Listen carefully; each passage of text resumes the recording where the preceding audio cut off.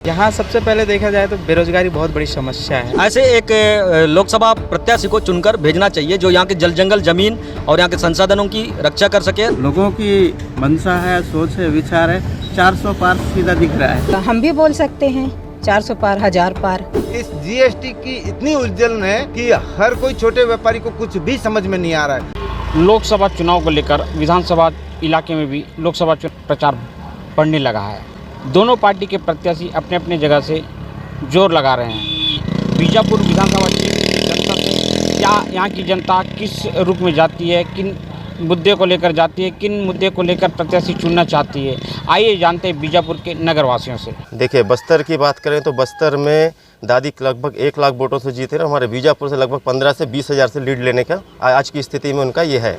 और 400 पार की जो बात है वो सब पेट्रोल डीजल के दाम बता रहे हैं भाजपा वाले। 400 पार क्या, वो 200 पार भी नहीं जाने वाले हैं। यहाँ सबसे पहले देखा जाए तो बेरोजगारी बहुत बड़ी समस्या है। लोगों को काम नहीं मिलता है यहाँ पर, और मोहल्ले गली में नाली हो सफाई नहीं होता है, महीने में 1-2 बार सफाई होता है। बहुत सारी समस्या है, पानी को लेके है, सब चीज़ बहुत सारी समस्या है यहाँ पर। यही चीज़ है, अच्छे प्रत्याशी आएँ, प्रत्याशी चुन के आएँ और वो हमारे विकास करें, यही चीज़ हम चाहते हैं। बस्तर में जो ज्वलंत मुद्दे हैं, जो नक्सलवाद है, नक्सलवाद पे काबू पा सके और शांतिपूर्वक बस्तर रह सके। और जिस तरीके से जो बस्तर लाल आतंक से धधक रहा है, उसका किस तरीके से बातचीत करके इसका हल निकाल सके, ऐसे एक लोकसभा प्रत्याशी को चुनकर भेजना चाहिए जो यहाँ के जल जंगल जमीन और यहाँ के संसाधनों की रक्षा कर सके और आदिवासियों की हित हो सके। देखिए, लोकसभा चुनाव में बीजापुर में भारतीय जनता पार्टी का पलड़ा भारी है। सरल और मृदुभाषी किसान नेता है हमारे अपना महेश कश्यप जी। हम लोग को इसलिए भी ज़्यादा उम्मीद लग रहा है, जीतने का ज़्यादा आस दिख रहा है। और यहाँ ज़्यादा लीड मिलने का कारण भी यही है कि मोदी का गारंटी ना काम आएगी। पूरे भारत में जो लोगों की मंशा है, सोच है, विचार है, 400 पार सीधा दिख रहा है। बीजेपी का तो नारा है 400 पार, लेकिन हमारे बीच में लखमा दादी प्रत्याशी हैं जो कि हर दुख सुख में हर एक जनता के बीच में वो जाते हैं और जनता अपनी बात उनसे रखती है।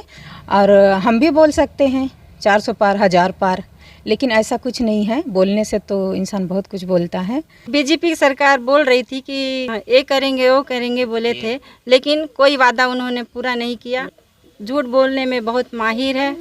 हमारी कांग्रेस की सरकार आएगी तो अपना वादा पूरा करेगी और आगे भी पूरा करेगी। और पिछले भी हमारी सरकार जो थी तब भी हमारी सरकार ने जो बोला वो किया। देखिए, प्रत्याशी कोई भी रहे, चाहे कांग्रेस का रहे या बीजेपी का रहे या किसी भी अन्य दल का रहे, जो भी प्रत्याशी जीते तो जनता का तो यही रहता है कि जहाँ अपन अभी जैसे कई गांव अभी ऐसे हैं कि जो सड़क भी नहीं है, वहाँ से गांव वाले अपन आ नहीं पाते हैं, वो बीजापुर ज़िले से जुड़ नहीं पा रहे हैं। तो कोई भी सरकार बने, चाहे कांग्रेस की बने या फिर बीजेपी की बने, तो अब पब्लिक का तो यही सपोर्ट रहता है कि और उम्मीद भी यही रहती है कि ये सब चीज़ें विकास हो, सड़क निर्माण हो, पुल पुलिया निर्माण हो, स्कूल है, अस्पताल की सेवाएं है, ये सब से जो है अच्छे से हो।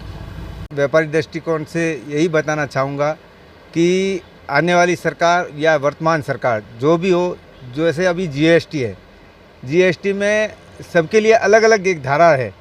जैसे कपड़े में 1000 रुपये से कम की चीज़ का है उसका 5% है और 1000 से ऊपर के उसका 12% है। जैसे 999 की कोई चीज़ लाते हैं और इसका किराया लग के हमारे को 1001 रुपये में पड़ती है, तो उस पर कितना जीएसटी लगना चाहिए? 5% लगाना चाहिए या 12% लगाना चाहिए? आज दिन तक हमको जीएसटी कुछ समझ में नहीं आया है। अब जैसे छोटी सी एक मैं बात बताऊंगा कि जैसे बस्तर है, बस्तर में हाट बाज़ार का चलन है और हाट बाज़ार में एक तेल का डब्बा लेके गए और वहाँ पर 5 रुपया, 10 रुपया, 20 रुपया का तेल बेचे है। तेल तो शाम तक ख़त्म हो जाएगा एक टीना।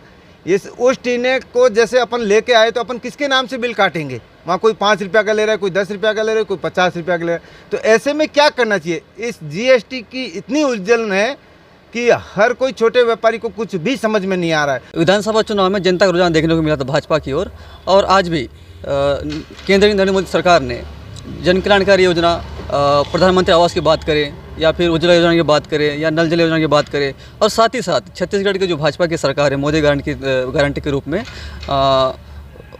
पत्ता का बोनस का जो मानदेय की बात करें या फिर महिलाओं के हित में महतारी वंदन योजना की बात करें या फिर धान का समर्थन मूल्य की बात करें, ये बड़े बड़े जो योजना जो सीधा सीधा जनता के हित में जो लाभ मिल रहा है, इस दृष्टि से देखा जाए तो इस बार कहीं ना कहीं बस्तर में भी भाजपा को जनता चुनने वाली है। लोकसभा चुनाव को लेकर जनता के बीच जो गए थे, जनता का कहना यह है कि हम क्षेत्र के विकास को देखकर हम ऐसे प्रत्याशी चुनेंगे जो हमारे क्षेत्र का विकास कर सके, सड़क, पुल पुलिया, शिक्षा, स्वास्थ्य पर ध्यान दे सके।